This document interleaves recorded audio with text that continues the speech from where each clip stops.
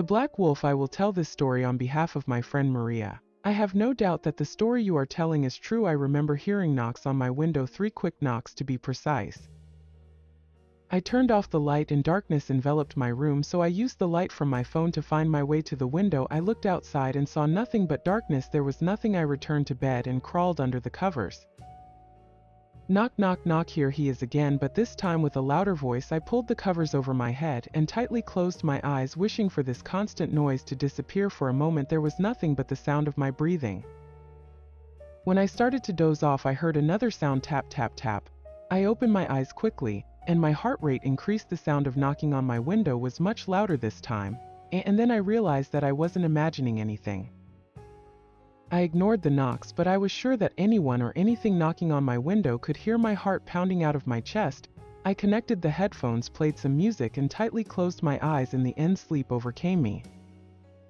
Bang, bang, bang. I woke up startled by loud knocks on my window, strong enough to shake the glass in its frame. I looked at the alarm clock. It was 3:26 a.m. I started to sweat and my heart rate increased. I was sure that my heart would beat right out of my chest. I got up from the bed shivering and wrapped my blanket around my shoulders. I left my room and walked down the hallway to the living room.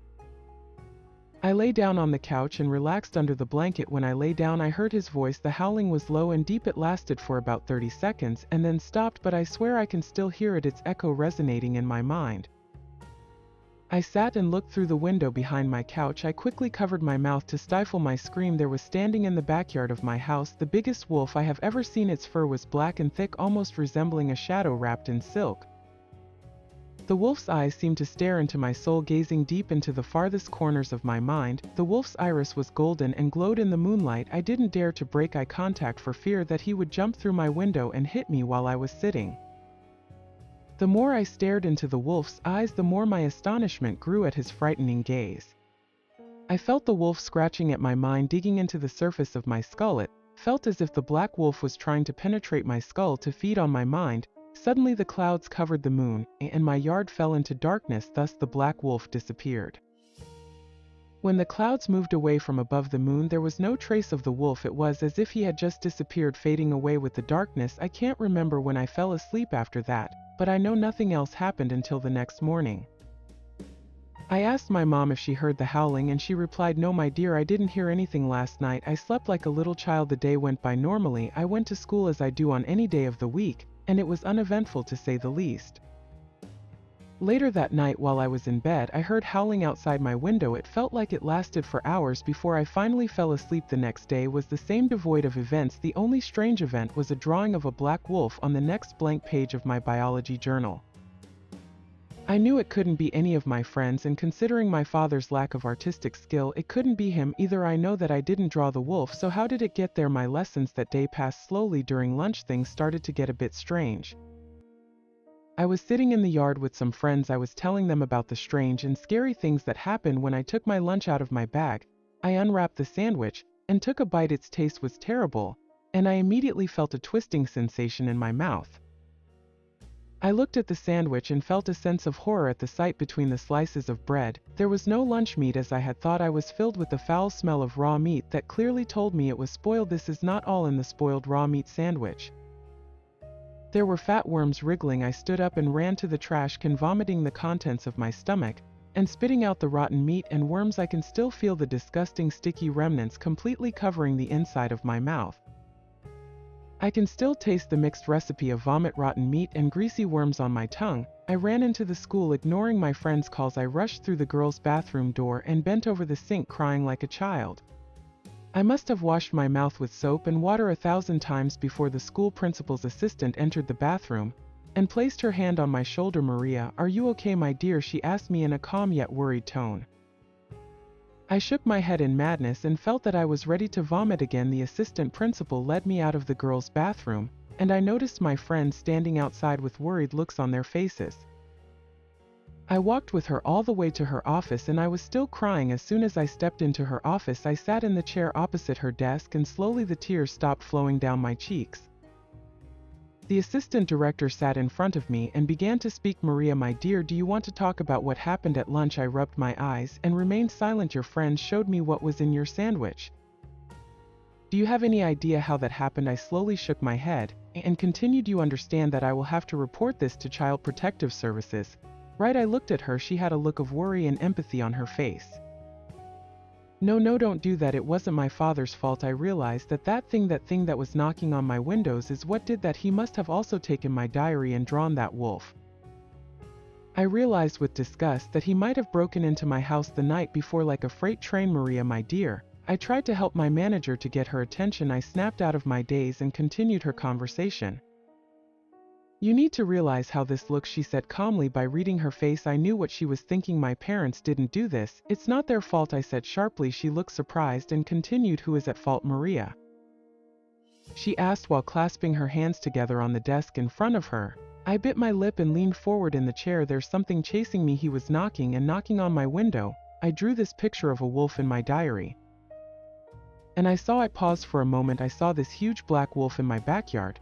And it just disappeared." I exploded and started tapping my foot nervously. "Maria, do you want to talk to the advisor about this matter? I think she can help you with." I interrupted her with a sharp tone in my voice. "I'm not crazy." By that time I had gotten angry. I didn't understand what she was saying. She simply sighed.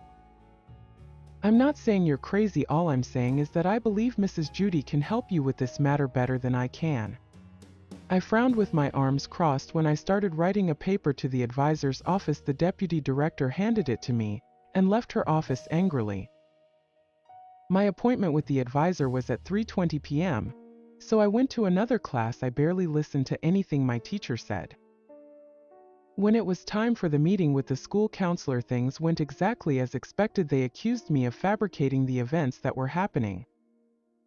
According to the counselor, I was inventing fantasies to cope with what was happening in my home life. There was nothing happening in the house except for all the nonsense that this person or this thing was doing to me.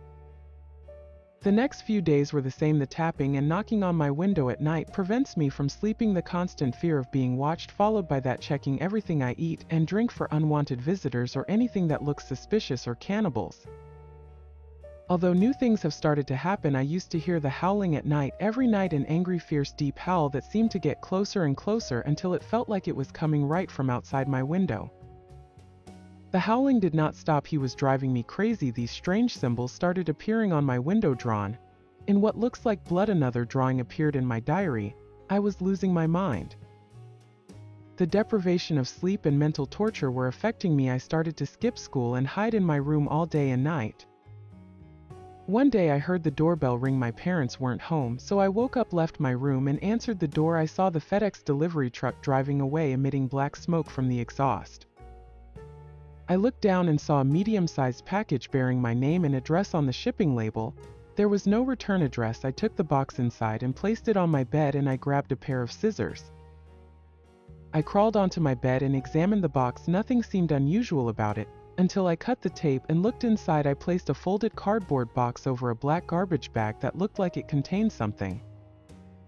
I opened the note and saw that it was addressed to Maria. Then below those words there was a thin handwriting that said, "Enjoy, little pig, the sight, the black wolf."